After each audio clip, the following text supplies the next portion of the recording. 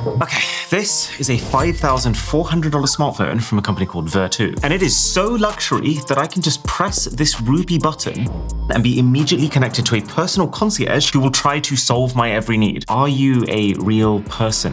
Vertu is a fascinating brand because unlike every other luxury phone company who just takes an iPhone and covers it in gold, this is its own piece of tech designed for the ballers of the world. And it seems super legit. It's a British brand that was started by Nokia. Their official social media accounts hit hundreds of millions of real views. They sell in Harrods, which is a really well-established uber luxury department store in the UK. I even took a trip myself just to make sure, and there they were. Oh, they just got back to me. The concierge service is provided entirely by real professionals. Okay, can you book me a hotel in London? Send. This seems amazing, but there's something not right here. There is something very odd going on with this Vertu company. And so we've gotten our hands on all the key Vertu products to get to the bottom of it. So that starts with probably the plushest packaging I've ever seen come with a tech product,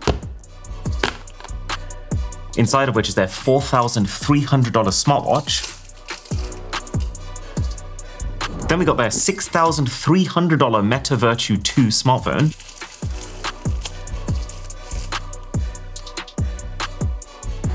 Their $7,940 flip phone, the Vertu Quantum.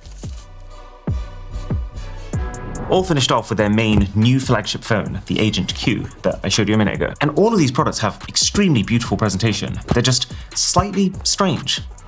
Like in this bottom box, we have a drawer which contains this tiny cable and a pouch for it, but they're just sitting there loose inside. Their other phones had chargers. This one didn't. And then above that is an envelope with a big chunky manual.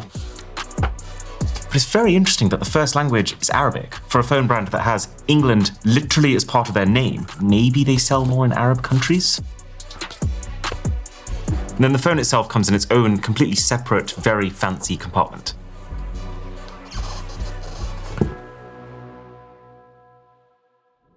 Okay, they got back to me. They said, "It's my pleasure to assist you. May I know your preferred check-in date?" I want to make this specifically complex. Check-in, December 25th, Christmas, one of the busiest days of the year. Room that has a view of the London Eye, so this is going to absolutely require human involvement. And then a receptionist that can speak Hindi. Whoa, they just responded. Got it. Well, while that's happening, I gotta say, when I first saw these online, I thought they looked like they would feel cheap. But I can confirm they don't. Every single one of these products is about 50% heavier than they look, thanks to hundreds of stainless steel components that are all clearly designed to flex the craftsmanship that's gone into them with this hand-assembled aesthetic that has as many screws and mechanical pieces as possible. It has helped them to achieve their very clear objective, which is to make the iPhone look relatively plain by comparison. And it is making me feel like a freaking Bond villain with things like this hidden mechanism on the back. You push into the middle screws from the sides to pop out not one, but two physical SIM card trays that are completely toolless, which is actually such a big improvement from fiddling around with the SIM ejector. Okay, I forgot to give him the checkout date, so we'll say 2 days later, 27th. And then he said, because we need to verify both the room view and the availability of Hindi-speaking reception staff, it will take approximately 20 minutes. That's really fast. And I can see the appeal of the software too. Like the screen lock animation is absolutely sick. There's a whole bunch of different themes. There's Prada and Louis Vuitton and Hermes. It's hard to tell if they're genuine or not. But if Vertu has legitimately gotten all of these extremely high-end brands on board, fair play to them. And I've never seen a volume up and down animation like this. Although, a horrible whirry vibration motor sound. And that's kind of the issue too. Every time I notice that something is great, I notice something else is terrible, like the speakers. So this is the iPhone. And this is Vertu's latest and greatest.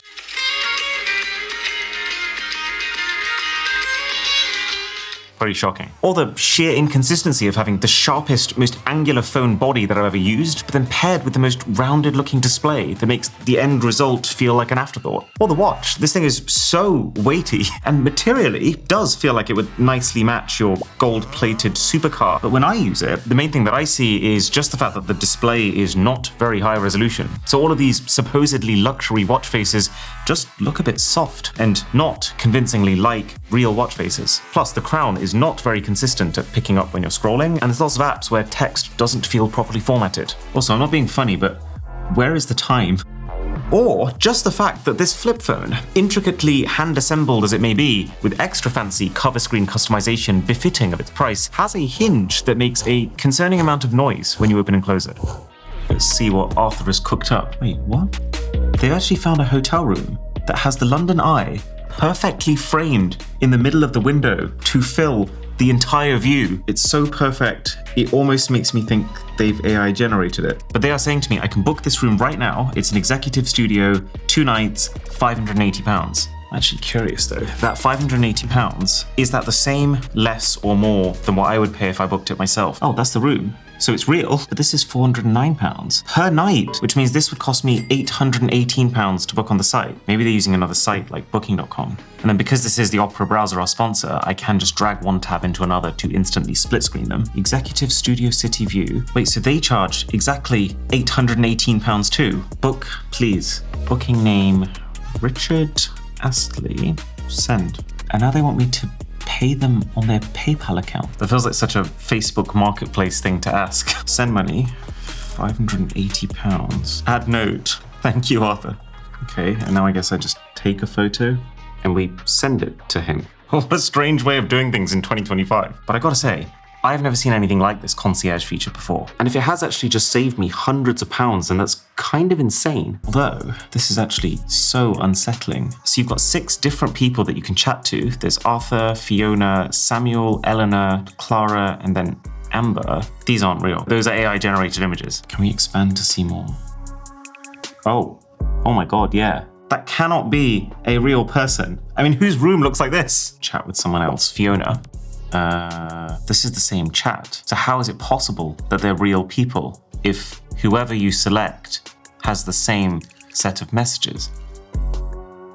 It's gotta be AI. But then they're straight up telling me that they are real people. They seem to be texting like real people, and they're doing real people things, like taking my money. I have an idea. Plaza, how may I help you? I just wanted to check, has a booking been made for me? The name is Richard Astley. 25th of December till the 27th of December, correct? That is correct, yes. How was that booking made? Was it made over the phone? Over the website. Website, okay. Do you have a contact detail for who actually made the booking? No, I do not. So the booking's legit, and I don't think an AI alone could have done all that. So there must be a person involved, but then it's not this person. So who is it? Okay, I think I've got it. But it's really strange. So I was in the process of booking another hotel using one of the other Vertu phones. The concierge had recommended one, and we got to the stage where all the details were essentially put together into one summarized message for me to confirm. Okay, fine. But then, bizarrely, they actually got back to me with a photo of the room that I was about to book, and they told me not to book it because it would be a bunk bed situation that wouldn't be comfortable. That feels smarter than any AI I've interacted with. But this is the crazy bit. They then recommended a different hotel, which they said they could get to me for £170. So I paid the money, but then I got this message. While we were in the process of verifying your payment, the final room at the previous property was regrettably taken. And I thought, oh, okay, this is it. This is where I find out I've been scammed and my money has actually been taken anyway. But instead, they upgraded me to the much higher-end Waldorf Hilton Hotel without me paying an extra penny. I checked the room rate online, and this Waldorf hotel would have cost me £527 a night. And I've got the booking receipt from the hotel here. I can see that Vertu paid them in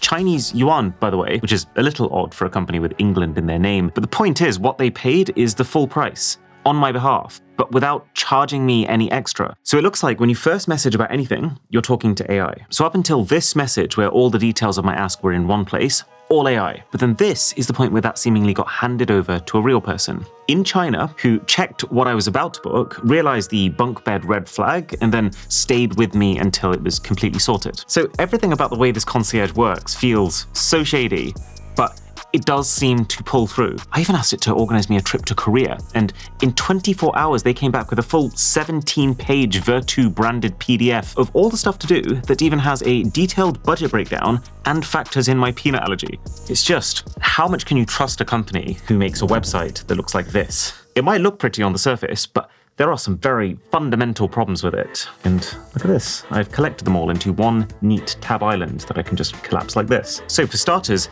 I can't see a single product photo that actually looks real. You can just tell from the lighting and the shadows that these have been edited in, which to me implies that there aren't actually a lot of people physically involved with these products. A little bit dodgy, but okay. I've got one of their guides over here, and I can't believe what I am reading. This is a post on the official Vertu website, which talks about the top 7 high-performance flip phones. I mean, just for starters, it says the best overall phone is the Samsung Galaxy Z Flip 7 Ultra, a smartphone that is not theirs and also doesn't exist. It could not be clearer that this is just AI-generated slop. They probably made hundreds of pages like this, designed with the sole purpose to just create more opportunities for people browsing the internet to stumble across Vertu. But the fact that this company is in Harrods, on the same floor as very established luxury brands and, funnily enough, also the over $100,000 Louvre headphones that we just featured in Luxury Tech, plus the fact that Vertu themselves are selling phones all the way up to